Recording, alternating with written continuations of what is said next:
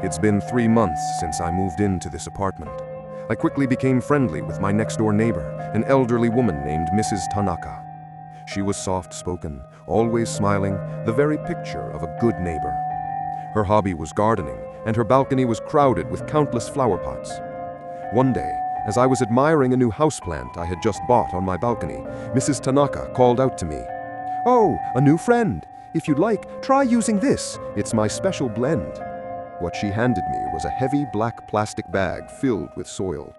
Unlike regular potting soil, it was damp and had a distinct smell, something like iron. "It's full of nutrients, so it's sure to grow up healthy and strong," she said. Just as Mrs. Tanaka had said, after mixing in that soil, my houseplant began to grow at an astonishing rate. However, its growth was somewhat bizarre. The leaves were an unnaturally vivid green, and the stem twisted and contorted as it grew, as if trying to escape from something, or perhaps to grab onto something. This continued for some time, until one night I was awakened by a strange noise. From the direction of the balcony, I could hear a grinding sound, gori, gori, as if something hard was being crushed. Curious, I peeked through a gap in my curtains at the neighboring balcony. There, under the moonlight, was Mrs. Tanaka, frantically mixing the soil in a flower pot. In her hands was a large, mortar-like object. She was putting some sort of dark lump into it, crushing it forcefully, and then mixing it into the soil.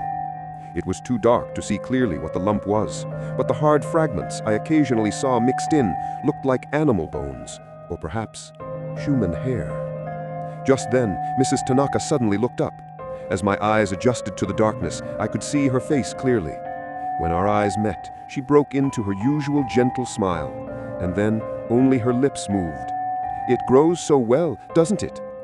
The next morning, when I opened my door, a black plastic bag was hanging from the doorknob. It was stuffed full of that damp soil. A note was attached that read, "I made another big batch for you." I glanced at the houseplant in my room. It had already transformed into something that could no longer be called a plant, and in the dim light of the room, its leaves swayed brilliantly, as if eagerly awaiting new nourishment.